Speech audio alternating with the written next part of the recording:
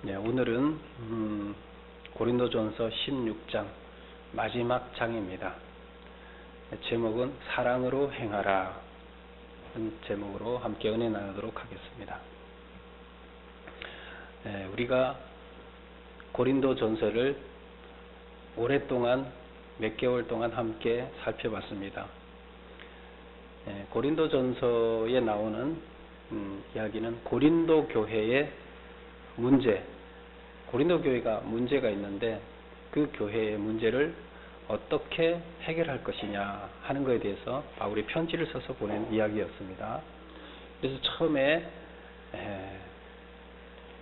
우상의 문제, 그 다음에 교회 분열의 문제로부터 시작해서 쭉 이야기를 다루고 은혜, 하나님께서 베푸시는 은사를 어떻게 사용할 거냐, 그리고 이제 마지막 오늘 이야기는 마지막 인사를 하는 마치는 이야기입니다. 사도 바울이 우리 여기 읽어보면 그렇게 특별하게 이야기가 없는 것 같죠. 뭐 특별하게 여기서 할 얘기도 없을 것 같은데 우리는 그래요. 우리는 읽으면서 그렇게 느낄지 몰라도 사도 바울은 마지막 장을 쓸 때 사도 바울의 심정은 특별했다고 봅니다.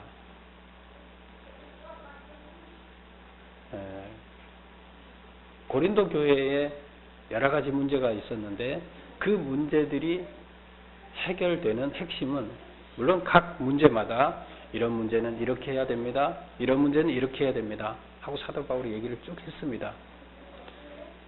그러나 가장 중요한 것은 뭐겠어요? 그 모든 것을 다 해결할 수 있는 키는 뭐겠습니까? 사랑이라는 키입니다. 오늘 맨 마지막 절, 우리가 지금 함께 읽었던 14절, 너희 모든 일을 사랑으로 행하라. 사랑의 기초에서 모든 것을 행한다면 문제를 해결할 수 있는 열쇠가 된다는 겁니다. 그 모든 문제를 방법을 제시했지만 거기에 사랑이 기초하지 않는다면 어떤 것도 풀리지 않는다는 겁니다. 사랑은 모든 걸 녹이기 때문입니다. 하나님은 사랑이시기 때문에 그 사랑의 기초에서 지금까지 얘기했던 그것을 문제를 해결해야 된다는 겁니다. 여러분, 맨 뒤에 제가 오랜만에 시를 한 편 적어놨는데요. 시를 한번 감상해 보겠습니다. 정호승 씨의 시인데요. 나는 그늘이 없는 사람을 사랑하지 않는다. 이런 제목이에요. 무슨 말일 것 같아요? 제목을 보면 그늘. 제가 느낀 대로 설명하기 위해서 여러분한테 잠깐 설명을 드리면, 나는 그늘이 없는 사람을 사랑하지 않는다. 그늘은 우리 사람들한테 왜 누구 얼굴을 쳐다보면서 그 사람 얼굴에 그늘이 있다, 뭐 이런 얘기 쓰죠? 들어봤죠? 그것은 뭐예요?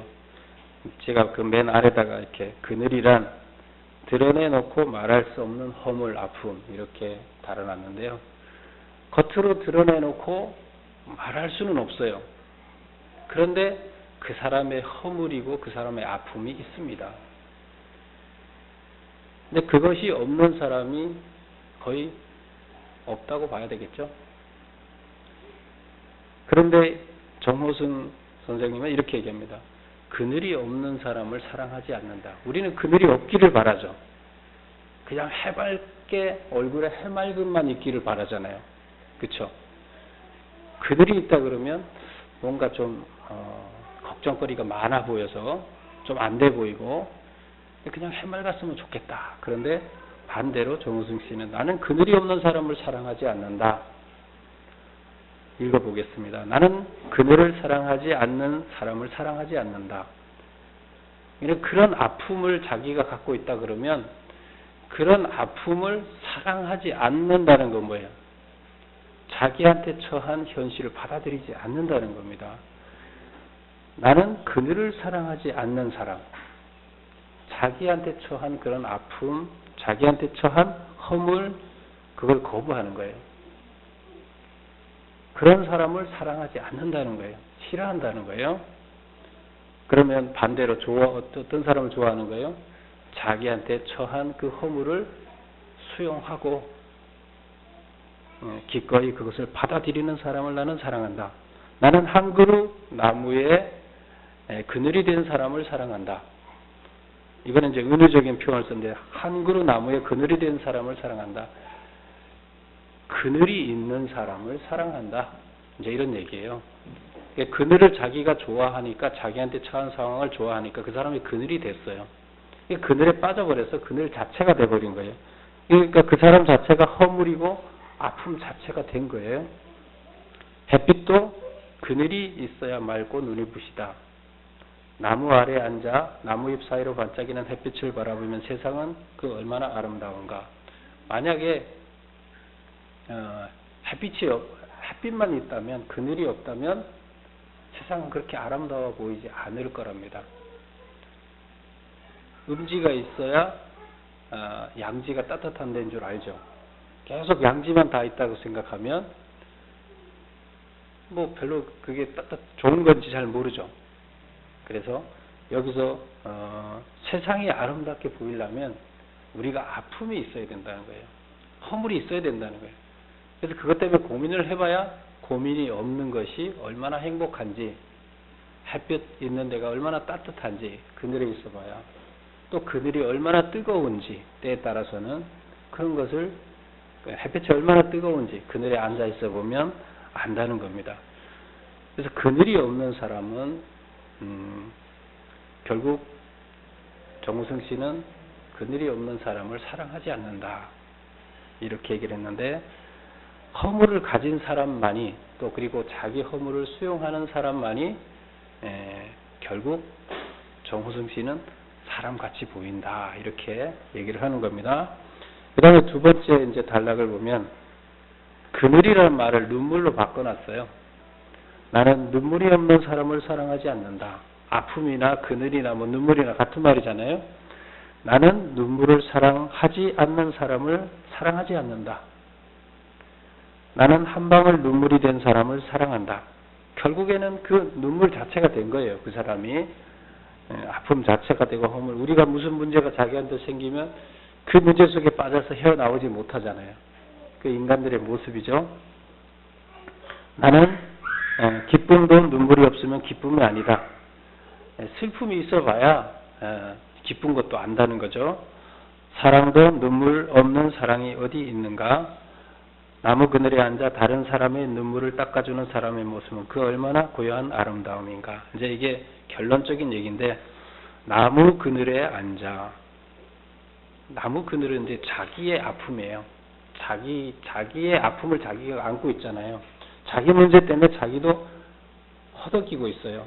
그런데도 불구하고 다른 사람의, 자기도 그늘을 안고 있지만 다른 사람의 눈물을 닦아준다. 다른 사람의 그늘을 자기가 닦아준다. 아픔을 닦아주는 사람의 모습은 그 얼마나 고요한 아름다움인가. 조용하지만 보이지 않게 그늘에 앉아서 다른 사람이 흘리는 눈물을 조용히 닦아주는 그 고요한 아름다움. 이렇게 정우성 씨가 표현을 했습니다. 느낌이 오나요? 예, 느낌이 안 오시는 것 같아요.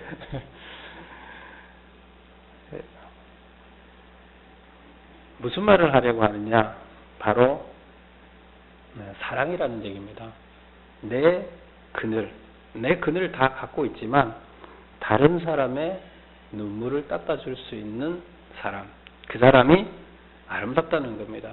그리고 누구나 그늘을 갖고 있는데 그 그늘을 사랑하라는 겁니다.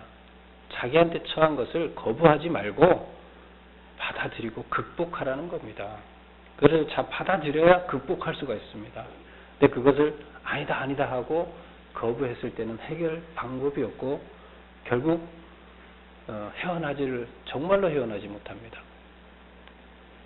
자기한테 처한 어려움을 받아들여야 됩니다.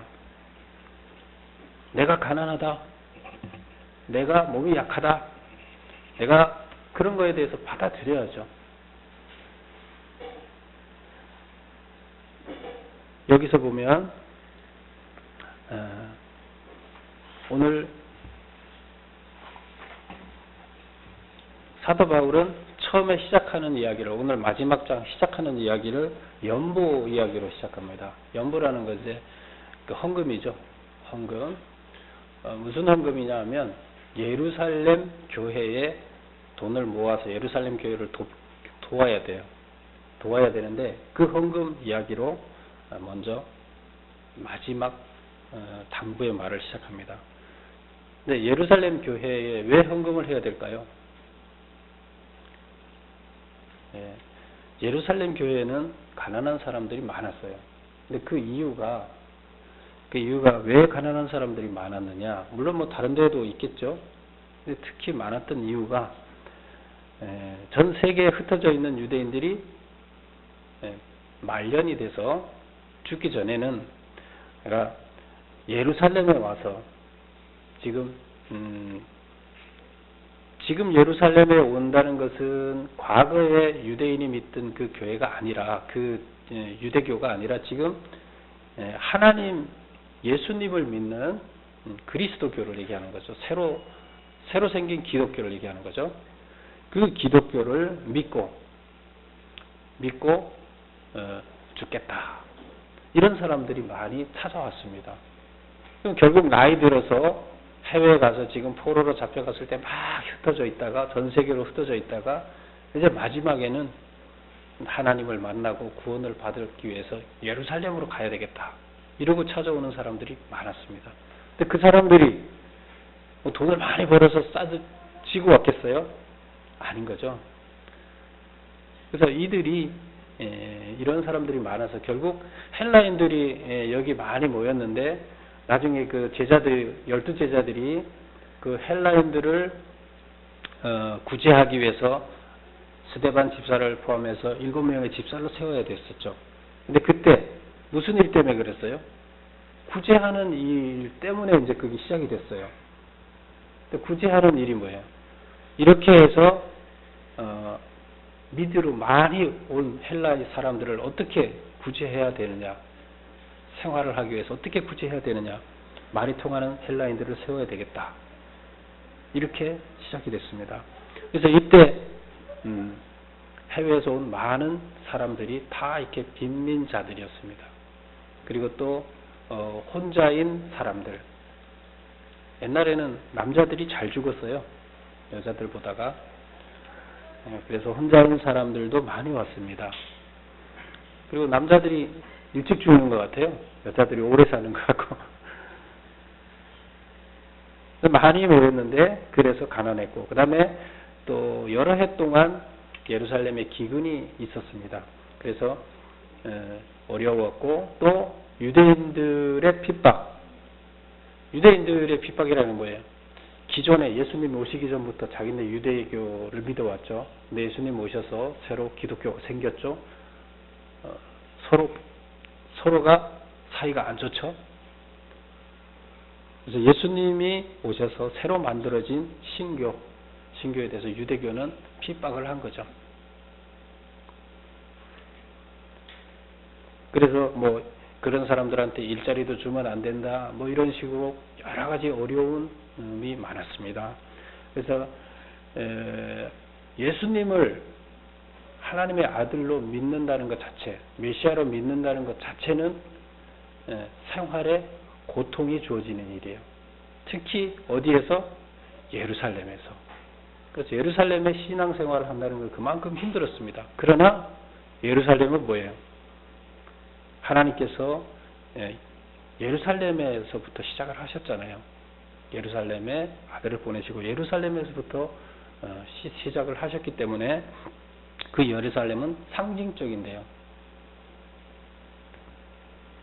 그래서 이런 데가 어렵기 때문에 이것을 우리가 도와야 된다. 이런 환경을 이렇게 해서 예루살렘 총회 때 후원을 해달라고 각 교회에다가 문서를 보낼 때 같이 보냈습니다. 이 내용도 같이 보냈습니다.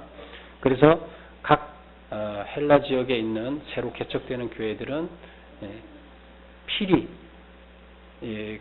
우리의 본고장 예루살렘 성전을 우리는 일으켜야 된다.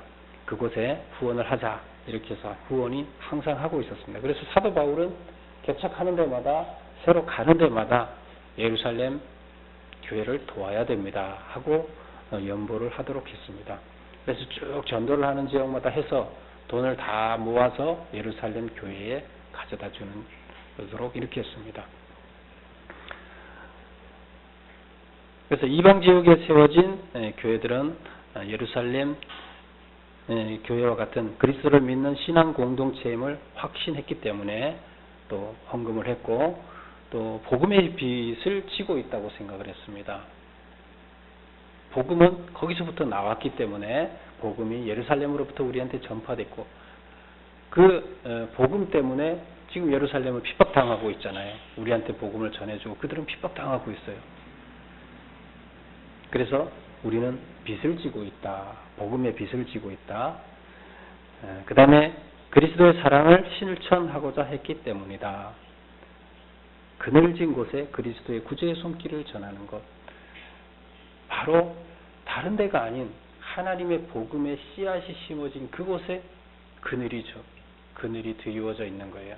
가장 큰 그림이 드리워져 있는데 거기에 전 세계적인 구원의 손길이 모아져야 된다. 근데 왜 이렇게 했을까요?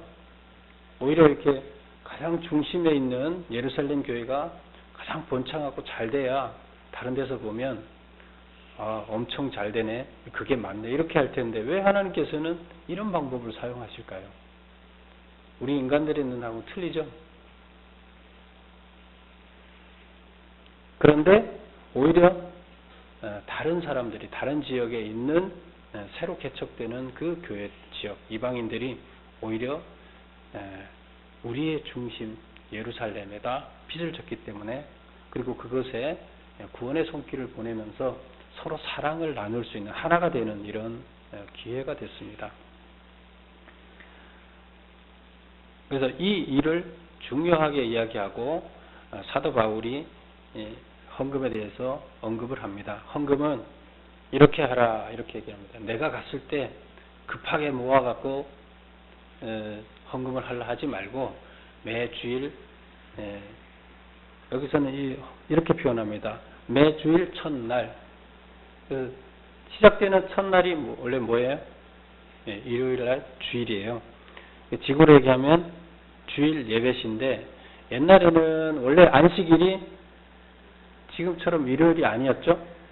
안식일이 맨 마지막 날이었어요. 토요일 날이었어요. 근데 이제 서서히 예수님이 부활하신 날이 더 중요하다.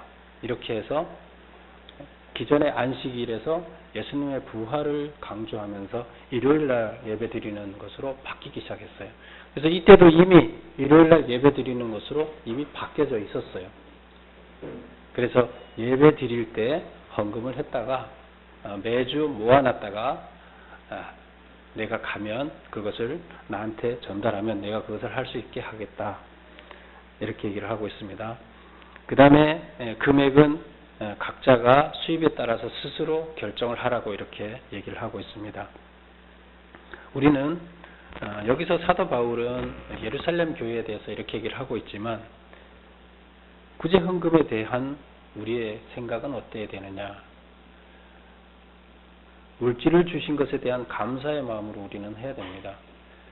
그래서 우리는 아까 정우성 씨가 쓴 시에서처럼 나도 그늘이 있지만 다른 사람의 눈물을 닦아줘야 됩니다. 물질을 주신 것에 대한 감사의 마음. 하나님께서 주지 않았다면 어떻게 내가 먹고 살 수 있을까? 감사해야 된다. 그 다음에 그늘진 환경에 처한 이웃을 사랑하는 마음으로 하라. 하나님께서는 사랑이시라 그랬는데 사랑하는 마음으로 모든 것을 하라는 겁니다. 성경에는 여러 군데에서 이렇게 얘기합니다. 사랑이 없이 행한 것은 나는 모른다. 나는 기억하지 않는다. 그것은 한 것이 아니기 때문에 사랑으로 한 것을 한 것으로 나는 본다. 성경에서는 하나님께서 이렇게 얘기를 하고 계십니다. 그리고 이 세상에서 자기가 한 거에 대해서 이미 칭찬 다 받고 상을 다 받게 되면 내가 너한테 상을 줄 게 없지 않느냐, 칭찬해 줄 게 없지 않느냐, 하늘에서 줄 게 아무것도 없지 않느냐. 그러니까 오른손이 하는 일을 왼손이 모르게 해라. 그렇게 해야 내가 너한테 칭찬할 게 있고 너한테 상을 줄 게 있지 않느냐. 세상에서 이미 받은 상에 대해서 내가 상을 다시 주지 않겠다. 이렇게 얘기를 합니다. 내 상을 이미 내가 받았느니라. 그러니까 상 안 받은 것만 상 주겠다는 거예요. 그럼 이 땅에서 우리 옆 사람한테 칭찬받고 누구한테 상 받는 게 하늘에서 상 받는 것보다 더 좋은가요? 그래서 구제헌금에 대해서는 사랑의 마음으로 하라. 그 다음에 세상에서 상을 받을 생각을 하지 말라는 겁니다. 그것은 하나님께서 상 줄 게 없기 때문이고, 그 다음에 사랑의 마음이 없이 한 것은 하나님께서 나는 모르는 일이다. 이렇게 얘기하신다는 거예요. 모든 것은 사랑의 기초에서 하라는 겁니다. 정말로 사랑이라는 뭐예요?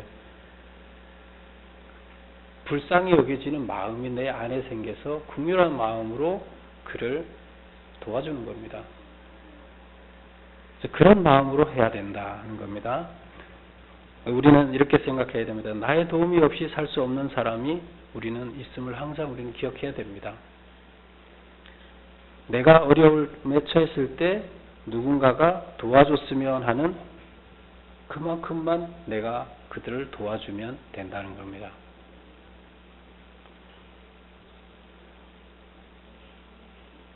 사도 바울이 구제 헌금에 대해서 이야기하는 것은 바로 사랑을 나누라는 겁니다. 그래서 우리는 이 땅에서 상 받을 일이 뭐겠어요? 하나님한테 상 받을 일이 뭘 가지고 상 받겠어요? 사랑을 나누는 것 가지고 상을 받습니다. 뭐 다른 상 받을 게, 여러분들이 하나님한테 상 받을 게 뭐가 얼마만큼 있어요? 상 받을 게 많지 않아요. 희생하는 거 하나님께서는 상 주시고요. 사랑의 마음으로 사랑하는 것만큼 상을 주십니다.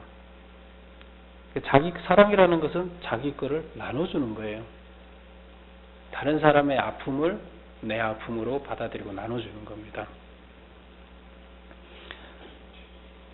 그 다음에 두 번째로 사도 바울은 구제에 관한 이야기를 하고 나서 여행에 대해서, 내가 고린도 교회에 방문할 계획에 대해서 얘기를 합니다. 원래는 고린도 교회를 먼저 빨리 왔다가 그 다음에 거기 보면 마케도니아 지역에 미리 전도해놨던 그 지역에 갔다가 다시 고린도로 와서 가겠다고 미리 얘기를 했었어요. 근데 바울이 스케줄이 바뀌었어요. 그래서 그거보다 이제 고린도 교회에 가서 내가 좀 머물러야 되겠다, 이런 생각을 하게 됩니다. 아마 기도하는 중에 그렇게 생각을 하게 된 것 같아요. 그래서 원래는 고린도 교회에 들렸다가 마케도니아 지역에 갔다가 다시 고린도 지역에 들렸다가 예루살렘으로 갈 생각이었는데, 마케도니아 먼저 들리고 고린도 교회에 가서 한참 머물렀다가 예루살렘으로 가겠다, 이렇게 얘기를 합니다. 근데 거기서 왜 그렇게 하냐 하면 과동한다는 이야기가 나옵니다. 과동이 뭐죠? 여기는 이제 옛날 성경의 과동인데 지금은 이걸 풀어놨어요. 7절에 보면 이제는 지나는 길에 너희를 보기를 원하지 아니하노니 이는 만일 주께서 허락하시면 얼마 동안 너희와 함께 머물기를 바람이라. 그래서 여기서는 이 앞전에 개역개정 그 앞전 버전에서는 과동해서 거하겠다, 겨울을 거기서 보내겠다, 이렇게 얘기를 합니다. 그래서 겨울 한철을 거기서 함께 보내기를 원한다. 그게 이제 3개월 얘기합니다. 근데 3개월 동안 사도 바울이 여기 와서 머물면서 이들과 함께 생활하기를 바란다. 근데 그 기간 동안에는 나중에 뭐 했나 하면 로마서를 썼습니다. 거기 와서 로마서를 3개월 동안에 거기에 앉아서 로마에 보낼 편지를 쓰는 거예요. 쓰면서 지금까지 고린도 교회에다가 자기가 했던 설교들, 편지 내용에 있던 이야기들이 그대로 실천될 수 있도록 여기 와서 또 지도를 하겠다는 얘기죠. 3개월 동안 있으면서. 그래서 이제 내가 다시 고린도 교회에 가겠다. 그리고 거기서 3개월 동안 머물겠다. 이런 얘기를 합니다. 그것은 지금까지 했던 것들에 대한 이야기들이 제대로 실천되게끔 도와주겠다. 그런 뜻이 되겠습니다. 그리고 또 누구를 얘기하냐면 디모데에 대해서 얘기합니다. 디모데는 사도 바울이 가장 사랑한, 자기가 전도해서 하나님의 아들로 키운 사역자예요.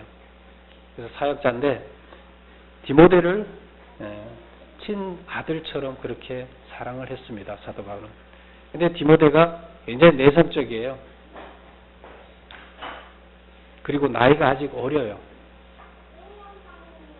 그래서 사도 바울은 디모데, 자기는 이제 에베소에서 가르치는 일을 하면서 디모데를 통해서 기존에 전도했던 지역을 순례를 하게 하는데 항상 걱정해요.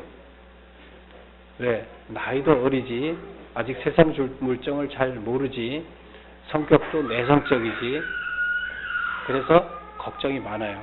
근데 여기 보냈는데도 보면 걱정을 합니다. 디모데를 보냈는데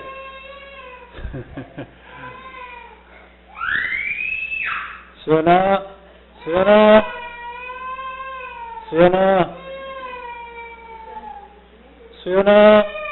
누가 이렇게 울어요?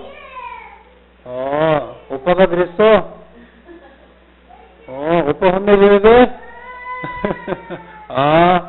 뚝 해야지. 어이구 이쁘다. 그래서 디모데에 대해서 잘 대해주라고 부탁을 합니다. 여기서 보면 사도 바울이 디모데에 대해서 그만큼 애착을 갖고 그 젊은 사역자를 잘 돌봐주는 이런 것들을 볼 수가 있습니다. 그리고 이제 마지막으로 아볼로에 대해서 얘기를 하는데요. 아볼로는 혼자 다니는 선교사였는데 지금 에베소에서 지금 사역을 하는 중에 지금 편지를 쓰는 거예요. 에베소에서는 근 3년 동안 거기서 체류를 하면서 성경을 가르치고 있었죠. 사도 바울이 성경을 한 군데서 오랫동안 가르친 것은 에베소예요. 그래서 에베소에서 성경을 매일마다 집회를 하다시피 해서 가르치고 있는데 거기에 지금 아볼로가 같이 있어요. 그래서 아볼로한테 여러분을 방문하라고 내가 얘기를 했는데 아볼로는 아직 그럴 생각이 없다. 이렇게 얘기를 하면서 아볼로 스스로 판단하게끔 하고, 내가 봤을 때는 아볼로가 여러분한테 한번 갔으면 좋겠는데 나중에 간다고 그런다. 이렇게 얘기를 합니다. 근데 이런 걸 보면 사도 바울이 강압적이거나 그렇지 않고 사역을 하는 데 있어서 스스로 결정하고 스스로 할 수 있게끔 이렇게 했던 사람 같습니다.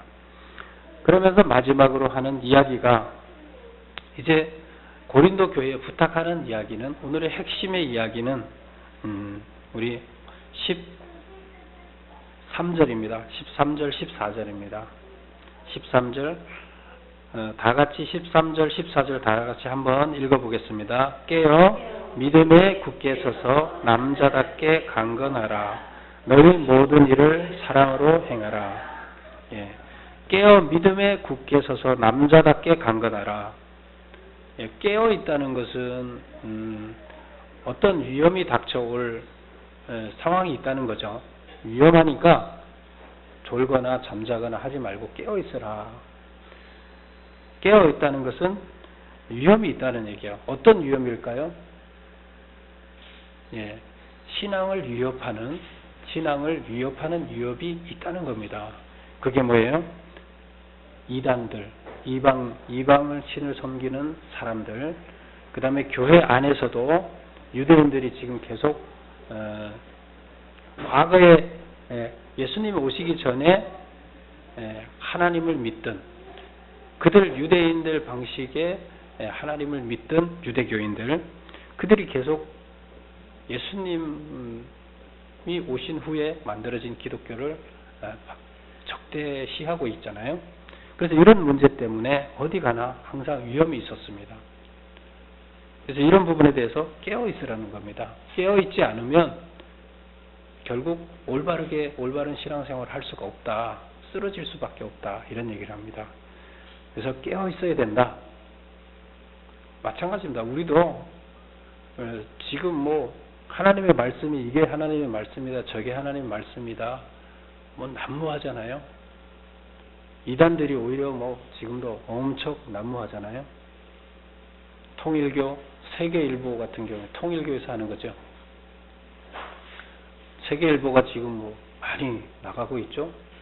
국민일보보다 세계일보가 더 많이 나간다 그래요. 그 다음에 지금 신천지, 뭐 지금 그 SNS에 나오는 것들 보면 신천지가 반기문이랑 뭐 손잡았다. 뭐 그다음에 뭐 박근혜 대통령도 신천지를 이용했다. 뭐 이렇게 나오는데 하여튼 교묘하게 신천지들은 자기네 힘이 될 수 있는 세력들하고 같이 연합을 해서 기존의 우리 종교들을 어떻게 하든 위협을 하고 있습니다. 우리는 깨어있지 않으면 그들 힘에 무너지고 맙니다. 깨어있는다는 건 뭡니까? 우리가 말씀에 바로 서는 겁니다. 그리고 하나님과 말씀이 우리 안에 들어와 있으면 하나님이 우리 안에 계신 거기 때문에 하나님과 우리가 함께 하는 거고 교감하는 겁니다. 그래서 그것이 되지 않는다면 깨어있기 어렵습니다. 그 다음에 믿음에 굳게 서라 이렇게 얘기를 했습니다. 믿음에 굳게 서서, 믿음에 굳게 선다는 것은 이때 당시에 믿는 거, 뭘 믿는 거죠? 예수님이 하나님의 아들이고 예수님이 메시아로 오셔서 우리의 구세주로 오셨다. 그리고 십자가에 우리를 위해서 십자가에 달려 돌아가시고 다시 부활하셨다. 그래서 예수님이 우리를 위해서 죽으시고 다시 부활하신 사건, 이것을 굳게 믿으라는 겁니다.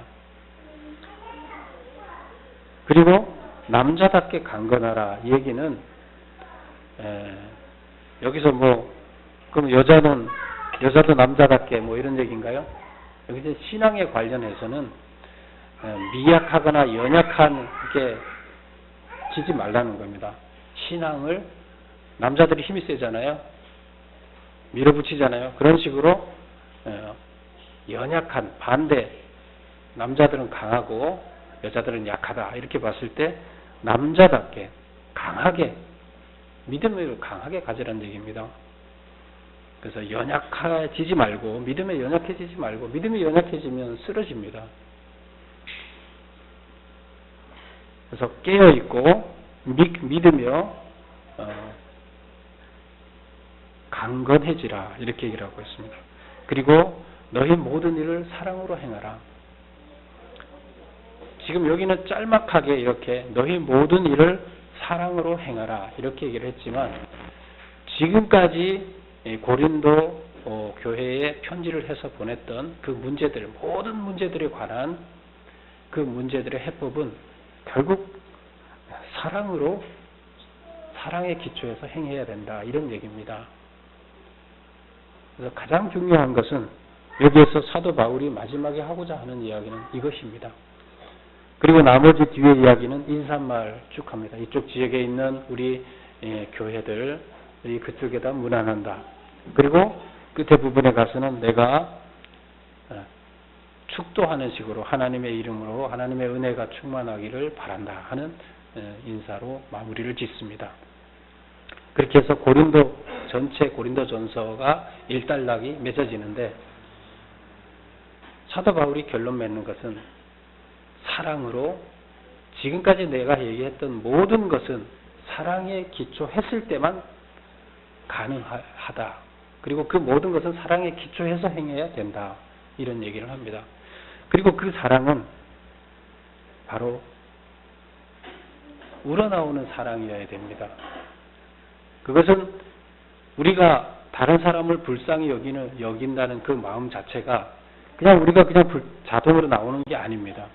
하나님을 올바로 알았을 때 하나님께서 우리에게 주어지는 그 마음, 긍휼한 마음, 하나님과 나와의 연결된 사랑의 관계에서 다른 사람들이 긍휼하게 여겨지는 이런 마음이어야 됩니다. 이것이 진정한 사랑의 마음입니다. 그래서 이것은 아가페적인 사랑이라고 얘기하는데 이런 사랑의 마음은 하나님과 나와의 관계가 형성되지 않는다면 주어질 수가 없습니다. 그래서 여기서 얘기하는 사랑의 기초라는 것은 하나님과 나와의 관계가 바로 형성된 가운데서 하나님의 사랑으로 다른 사람들을 바라볼 수 있는 것입니다. 바로 이것이 사도 바울이 얘기하는 고린도전서에서 얘기하는 사랑입니다. 고린도전서의 사랑장이 몇 장이었죠? 고린도전서 13장이었죠? 한번 우리 볼까요? 고린도전서 13장 핵심 장입니다. 지금 13장의 이야기를 끝에서 한 절에 넣어서 핵심을 이야기하고 마치는 겁니다.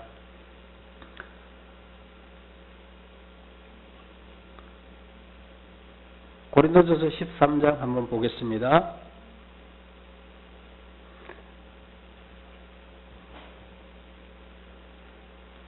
3절을 보겠습니다.